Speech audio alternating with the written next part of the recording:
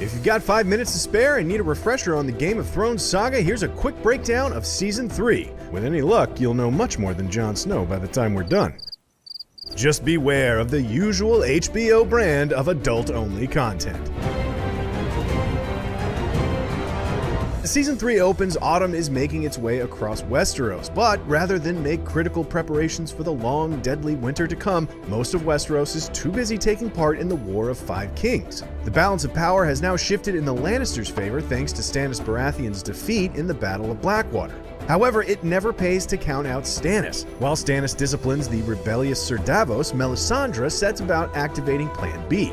She seduces Robert Baratheon's bastard son Gendry and draws 3 samples of his royal blood.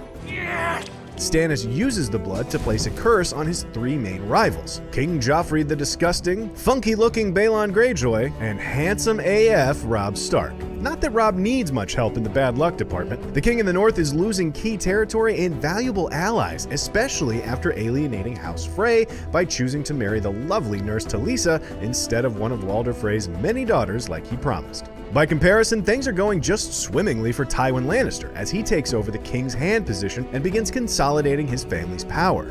Tywin takes advantage of the new alliance between House Lannister and House Tyrell, arranging for Cersei to marry Sir Loras and the still captive Sansa to marry Tyrion. Needless to say, none of the brides or husbands-to-be are pleased with this turn of events.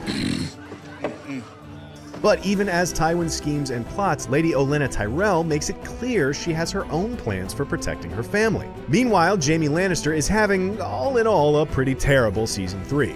He and Brienne are captured during their trip back to King's Landing, and Jaime loses one of his favorite appendages in the process.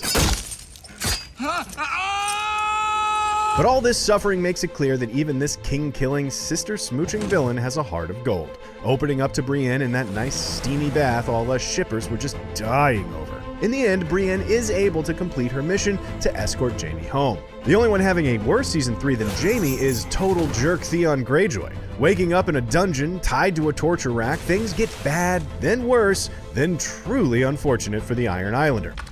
At the very least, he'll never eat sausage again. Robb decides to make peace with Walder Frey by paying a visit to the twins and offering to marry off his uncle Edmure to a Frey daughter. Frey accepts only to turn around and murder Robb, Talisa, and Catelyn as soon as Edmure's wedding is complete. And that's why everyone in Westeros refers to the infamous gathering as the Red Wedding, and why many fans refer to it as infuriating bull.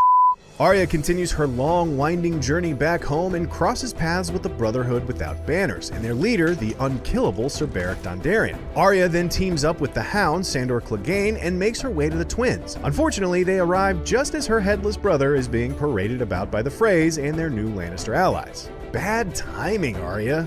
Or good timing, I guess. I mean, she'd be headless too if she were any earlier. But things are only going slightly better for Arya's younger brothers. The fugitive Bran, Rickon, Hodor, and Osha are joined by Jojen and Mira Reed. Jojen helps Bran come to terms with his strange dreams, his burgeoning warg abilities, and the fact he has to be dragged all the way north of the Wall to find the mystical three-eyed raven.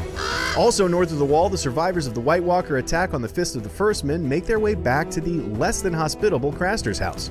Sam decides to hightail it back to the Wall with Craster's daughter Gilly and her infant son in tow. It's a pretty productive trip too. Along the way, he manages to kill a White Walker, bumps into Team Bran, and arrives back at Castle Black in time to get the warning out about the undead attack on Westeros. Jon Snow finds his loyalties to the Night Watch sorely tested as a captive of the Wildlings. He meets their charismatic leader, Mance Rayder, and falls in love with Ygritte. But when Mance makes it clear he plans to lead an assault on the almost defenseless Castle Black, Jon sacrifices true love and escapes to warn his comrades. Over in Essos, Daenerys begins assembling an army worthy of the Mother of Dragons. She travels to Astapor to purchase slave soldiers known as the Unsullied, but wins their undying devotion without having to spend a single coin. All she had to do was flame up this.